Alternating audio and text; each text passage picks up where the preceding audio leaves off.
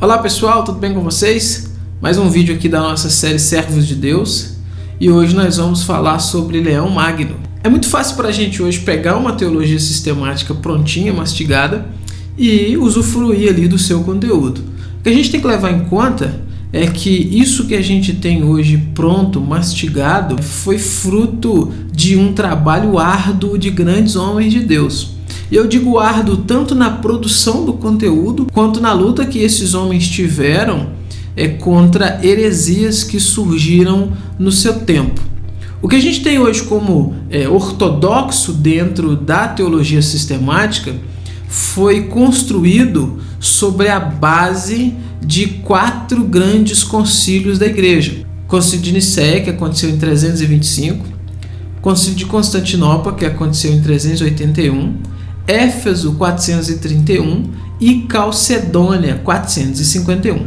Cada um desses concílios tem aí o seu grau de importância dentro do desenvolvimento da teologia. 3 grandes heresias cristológicas conduziram ao concílio de Calcedônia em 451.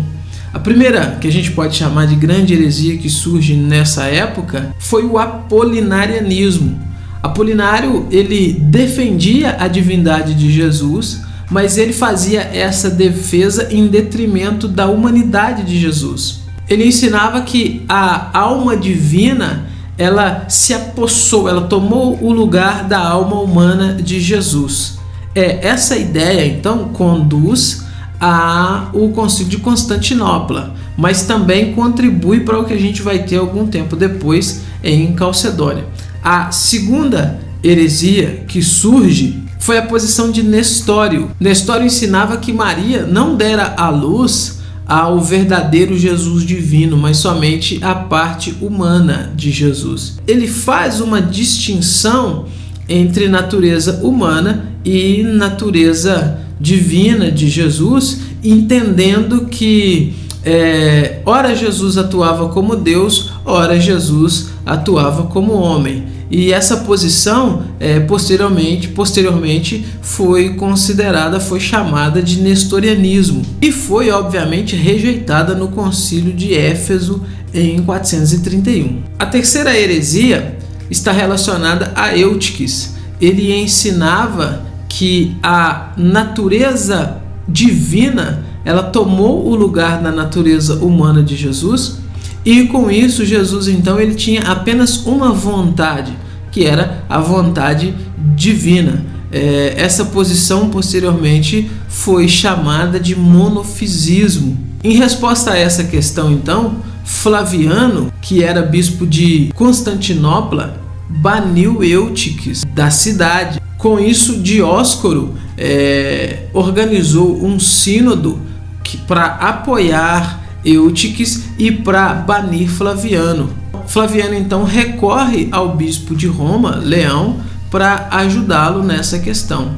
E é então que Leão escreve para Flaviano orientações, escreve o que ficou conhecido como o Tomo a Flaviano, que é um documento principal ali no Concílio de Calcedônia. É o documento que a gente pode dizer que ele é a base da fórmula de Calcedônia, que contribuiu grandemente para o entendimento cristológico daquele ponto em diante na ortodoxia cristã.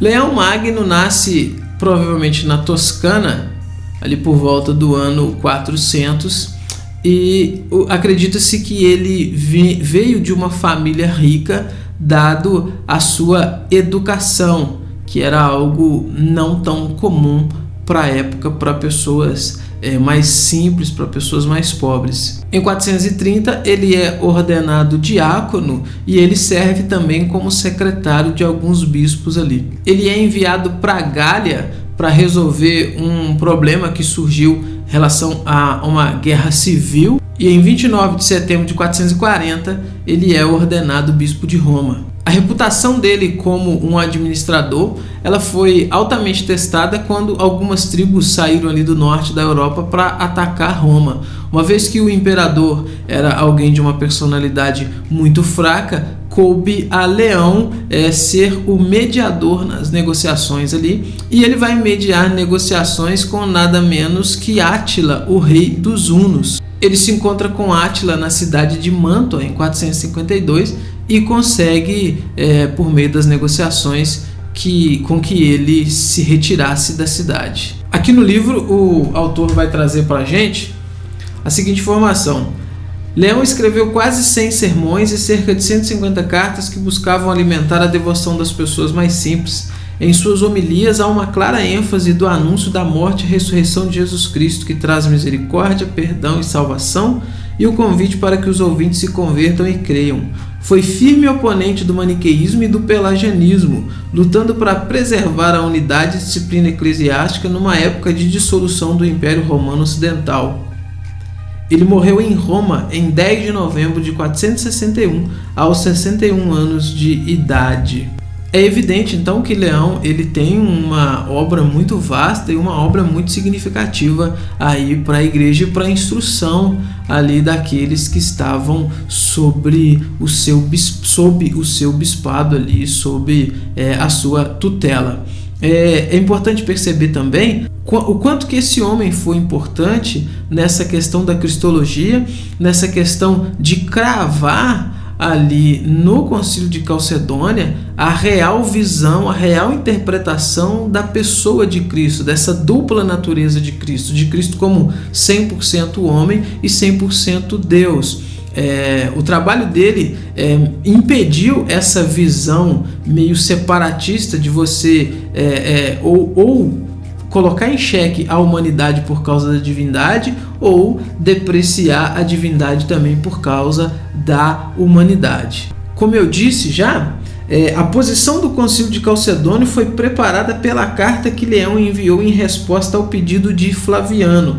Essa carta, a Epístola 28, é conhecida como Tomo a Flaviano e foi escrita em 449. Flaviano é morto decorrente de uma surra que ele leva dos apoiadores de Dióscoro naquilo que o Leão chamou posteriormente de o Sínodo dos Ladrões. E eu quero ler aqui então a fórmula de Calcedônia, que é essa fórmula tão importante aí para a cristologia, que foi baseada então na obra de Leão Magno. Fiéis aos santos pais, todos nós perfeitamente unânimes ensinamos que se deve confessar um só e mesmo Filho, nosso Senhor Jesus Cristo, perfeito quanto à divindade e perfeito quanto à humanidade, verdadeiramente Deus e verdadeiramente homem, constando de alma racional e de corpo, consubstancial ao Pai, segundo a divindade, e consubstancial a nós, segundo a humanidade, em todas as coisas semelhante a nós, excetuando o pecado, gerado segundo a divindade, antes dos séculos pelo Pai, e segundo a humanidade, por nós e para a nossa salvação, gerado da Virgem Maria, Mãe de Deus. Um só e mesmo Cristo, Filho, Senhor, unigênito, que se deve confessar em duas naturezas, sem confusão, sem mudança, sem divisão, sem separação. A distinção de naturezas de modo algum é anulada pela união, mas pelo contrário, as propriedades de cada natureza permanecem intactas, concorrendo para formar uma só pessoa e subsistência, não dividido ou separado em duas pessoas, mas um só e mesmo Filho unigênito, Deus Verbo, Jesus Cristo Senhor, conforme os profetas outrora a seu respeito testemunharam, e o mesmo Jesus Cristo nos ensinou e o credo dos pais nos transmitiu. Cabe uma observação aqui, que quando o credo vai falar de Maria como Mãe de Deus, é óbvio que a ideia deles não era entender e ensinar que Maria ela era mãe de Deus Pai, ou que ela, sendo mãe, ela estava acima de Cristo de alguma forma, ou acima de Deus Pai de alguma forma. A ideia deles aqui é mostrar que aquilo que Maria gera no seu ventre é Deus, é divino. Então, o fato da fórmula trazer Maria como Theotokos, ou seja, como mãe de Deus, não é falando algo sobre Maria, mas é falando algo sobre aquele a quem Maria gera. Ou seja, Maria não gerou somente a parte humana de Jesus, ou somente um Jesus humano que depois foi adotado ou absorvido pela divindade. Maria gera um ser que é Deus e homem ao mesmo tempo. É isso que a fórmula de Calcedônia quer dizer. Fica claro para nós então que o que está em jogo, o que estava em jogo com Leão Magno, era algo muito além de somente teologia, por assim dizer. O que estava em jogo era a correta compreensão da pessoa de Jesus Cristo. Não era só uma disputa teológica, não era só uma discussão intelectual. Era uma compreensão que é importantíssima para a ortodoxia cristã, para o cristianismo da época e, obviamente, para o cristianismo da posteridade e que vem até nós, que chega até nós hoje. É isso. Tchau.